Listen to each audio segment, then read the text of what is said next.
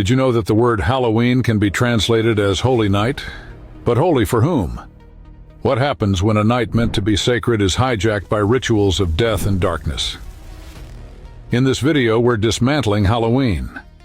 We'll explore the etymology of the word, delve into its pagan roots, and expose the true meaning behind trick or treat, costumes, and glowing pumpkins.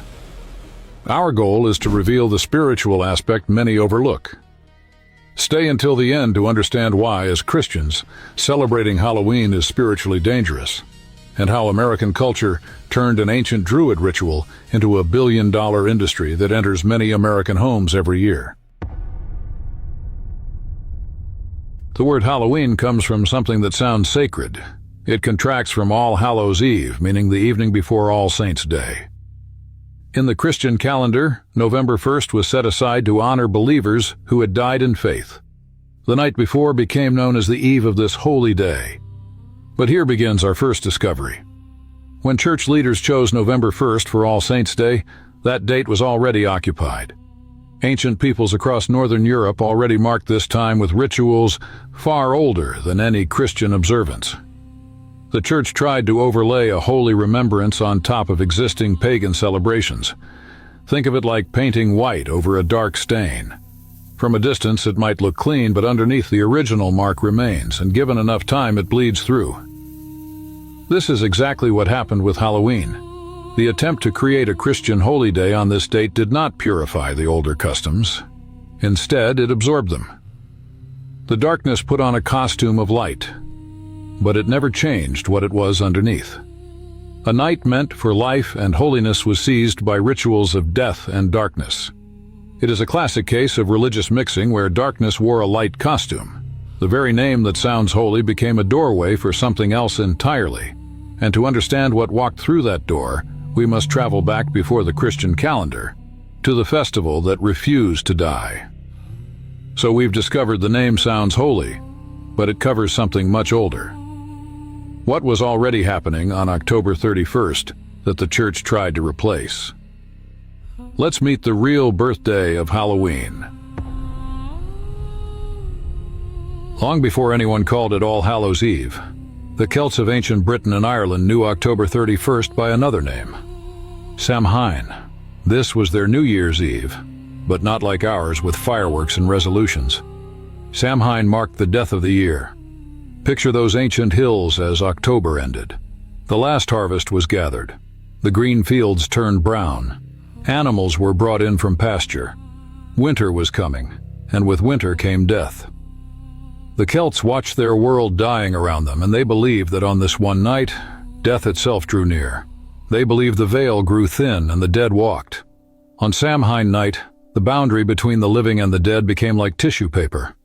Spirits of those who had died during the year were thought to return, searching for warmth, for food, for bodies to possess. The wild hunt rode across the sky. Fairy mounds opened. Things that should stay buried walked the earth. This was not play. It was a season defined by fear. Families huddled inside, hoping the roaming spirits would pass them by. Some left food outside their doors as offerings. Others extinguished their hearth fires, making their homes look abandoned. Everyone knew the rules. Don't go out after dark. Don't look them in the eye. Don't let them know you're alive. Here's what we must understand. These people truly believed the dead returned. They shaped their entire year around this belief. Their fear was real. Their rituals were desperate attempts at survival. October 31st was the most dangerous night of their year, when the world of the dead invaded the world of the living. The church tried to paint over this with All Saints' Day, but fear that deep doesn't disappear because you change the calendar. The terror of Samhain lived on, wearing new names, but keeping its old face. Now we come to the rituals themselves. If you believe the dead were coming, what would you do? The Celts had their answers, and every one of them opens a door God commanded us to keep shut. The Druids, the Celtic priests, lit massive bonfires on hilltops. These weren't campfires for warmth. The Druids claimed these sacred fires could reveal the future. They watched how the wood burned, which way the smoke blew, what shapes appeared in the flames. They threw bones of sacrificed animals into the fire, studying how they cracked and fell. From this comes our word bonfire, originally bonefire. But the people did something even more disturbing. They wore costumes, but not for fun. They dressed in animal skins and heads, painting their faces with ash from the sacred fires. Why? To hide from the spirits. If a dead soul saw you dressed as a beast or a demon, maybe it would think you were one of them and pass you by. Listen to what God says about such practices. In Deuteronomy 18:10-12, the Lord speaks clearly. There shall not be found among you anyone that maketh his son or his daughter to pass through the fire, or that useth divination, or an observer of times, or an enchanter, or a witch, or a charmer, or a consulter with familiar spirits, or a wizard, or a necromancer. For all that do these things are an abomination unto the Lord. Every element is there. The ritual fires for divination, the seeking of knowledge through supernatural means, the attempt to interact with the dead. God calls these things abomination, not mistakes, not cultural differences. Abomination. It was not a joke. It was a ritual built on fear and contact with spirits. The people of Samhain were doing exactly what God forbids his children to do. They were opening doors to the spirit world, seeking protection through occult means, trying to manipulate spiritual forces through ritual and disguise. Consider this parable. A child finds a bottle with a skull and crossbones on the label. But someone has pasted a smiley face sticker over the warning. The child drinks because the new label looks friendly, but the poison inside hasn't changed. This is Halloween's story. The warning labels were covered with new names, but the spiritual poison remains. So we've seen the ancient fears and forbidden rituals. But how did these dark practices end up as a children's holiday in America? The transformation will surprise you. The Druids' fires should have died out centuries ago.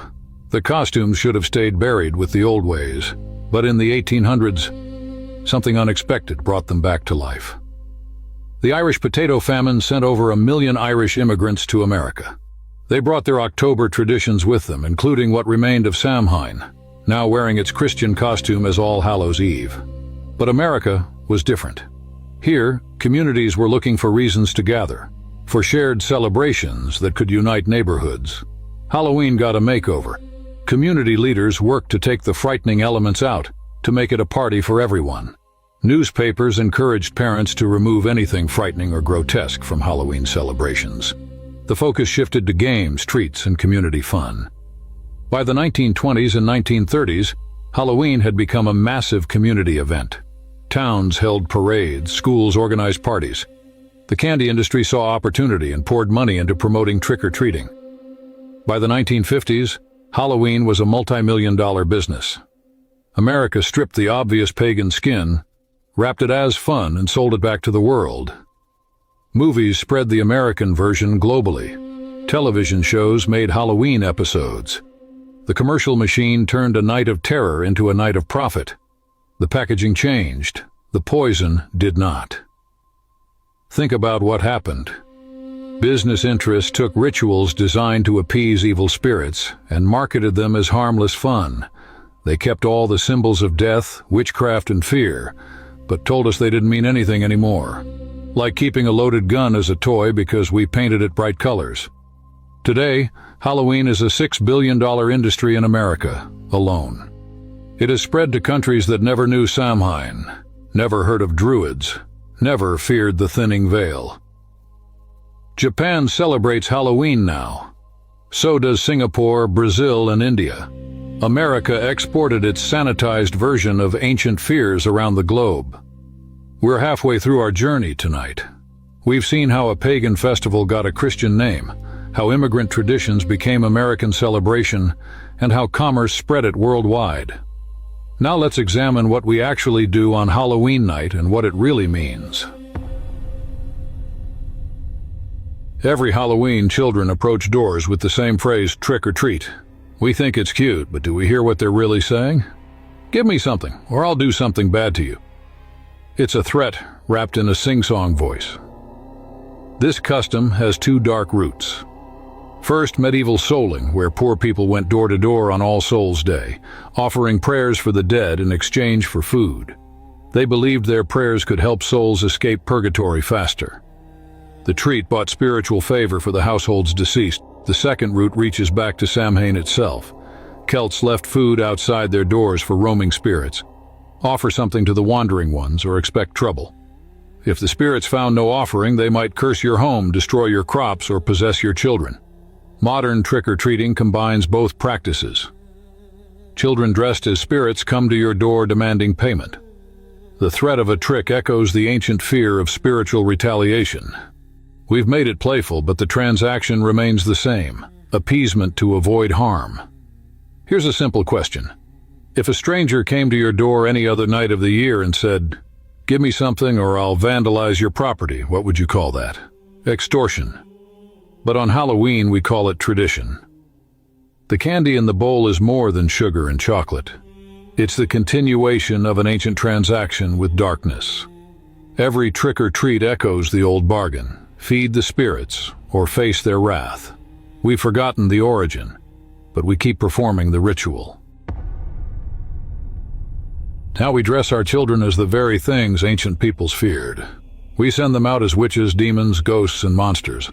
The costume shops overflow with representations of evil, and parents spend billions to transform their children into images of death. Remember why the Celts wore disguises. They dressed as spirits to hide from spirits. They believed looking like the dead would make the dead pass them by. It was camouflage born from terror. Today we say it's just for fun. But what are we actually doing? We're dressing our most innocent ones in the uniform of darkness. We're teaching them that evil is a costume you can try on and take off. That witchcraft is a game. That death is entertaining. God has different clothing in mind for his people. Ephesians 6:11 tells us, "Put on the whole armor of God, that ye may be able to stand against the wiles of the devil." We're called to dress for spiritual warfare, not to imitate the enemy. Why dress a child in the image of what God calls evil? Would we dress them as drug dealers for fun, as murderers for entertainment? Yet we readily dress them as witches, who God says should not be allowed to live, or as demons, who are fallen angels in rebellion against the Creator. A mother spent hours making her daughter into a perfect witch. Black dress, pointed hat, fake warts, the works. At the party, someone asked the girl what she was supposed to be. The child answered proudly, "I'm what the Bible says is an abomination." The mother laughed. Everyone laughed. But the child spoke truth no one wanted to hear. That glowing pumpkin on your porch has a story, and it's not a happy one. The jack-o'-lantern comes from an Irish tale about a man called Stingy Jack. Jack was a trickster who trapped the devil and made him promise not to take Jack's soul when he died. But Jack lived such an evil life that when he finally died, heaven wouldn't take him. He went to hell, but the devil, keeping his promise, wouldn't take him either. Jack was condemned to wander between worlds forever. The devil threw Jack a burning coal from hell's fires. Jack carved out a turnip, placed the coal inside, and used it as a lantern to light his endless wandering. The jack-o'-lantern represents a soul with nowhere to go, rejected by heaven and hell, wandering in darkness with only hellfire for light. When Irish immigrants came to America, they found pumpkins easier to carve than turnips. But the meaning stayed the same. Every carved pumpkin is Stingy Jack's lantern. Every glowing face is a lost soul signal fire. The smiling pumpkin is a signal lantern for a soul with no home. We've put the symbol of ultimate spiritual lostness on our porches and called it decoration. We've made damnation into a craft project. Children carve faces into vegetables to represent souls rejected by God, and we take pictures for the photo album. What message does this send? That being lost from God is funny? That hell is a joke? That eternal separation from the Creator is something to recreate with a candle and a gourd? Now let's see how all of this shapes our hearts and our children's futures. Halloween has become so normal that questioning it seems strange. It's the second most commercially successful holiday in America. The world sold it as play. The symbols stayed the same. But here's what we must understand. What we normalize, we nurture. Every year we train millions of children that death is entertaining, that evil is a costume, that darkness is fun. We're not just celebrating a holiday. We're forming souls. The retail industry doesn't care about the spiritual implications. They care that Americans spend billions on costumes and candy. The entertainment industry doesn't care about the occult origins. They care that Halloween movies and shows draw huge audiences. Commerce has no conscience. But Christians must. Every Halloween, Christian parents face a choice. Do we go along because everyone else does? Do we participate but try to sanitize it somehow? Or do we stand apart and risk being called extreme? Consider this truth. Spiritual formation happens through repetition. Every year a child dresses as a witch, the idea of witchcraft becomes more normal. Every year they pretend to be dead things, death becomes less serious. Every year they participate in rituals rooted in fear and darkness, their spiritual sensitivity dulls. The commercial success of Halloween proves nothing about its spiritual safety. Cigarette companies were commercially successful while killing millions. The slave trade was profitable while destroying souls. Success in the marketplace doesn't equal righteousness before God. We've lifted Halloween's mask tonight. Under the candy and costumes we found Samhain's fear. Under the jack-o'-lanterns we found lost souls. Under trick or treat we found ancient appeasement. Under All Hallows Eve we found a doorway that should have stayed closed. Scripture gives us clear guidance. 2 Corinthians 6:14 asks, "What fellowship hath righteousness with unrighteousness, and what communion hath light with darkness?" The answer is none. We cannot serve God while playing with symbols of evil. 1 Thessalonians 5:22 instructs, "Abstain from all appearance of evil." Not just evil itself, but even its appearance. Halloween is nothing but the appearance of evil, from the decorations to the costumes to the practices. So what can Christian families do instead? Create new traditions that celebrate life, not death. Host harvest parties that thank God for provision. Organize service projects that bless your community. Use October 31st to pray for those trapped in real darkness. Some will call you extreme. Some will say you're overreacting. Your children might complain about missing out. But remember, we're not called to be popular. We're called to be holy. We're not called to fit in. We're called to stand out. The choice is yours. You can follow the crowd down streets decorated with death, or you can light a different path. You can dress your children as demons, or you can dress them in righteousness. You can fill their bags with candy given in fear's tradition, or you can fill their hearts with God's truth. Halloween asks you to celebrate death. Christ calls you to celebrate life. Halloween says darkness is fun. Christ says he is the light. Halloween trades in fear. Christ offers perfect love that casts out fear. The mask has been lifted. The truth has been spoken. Now comes your decision. Will you continue to let October 31st be a night when darkness is invited to your door? Or will this be the year you finally say, "As for me and my house, we will serve the Lord"?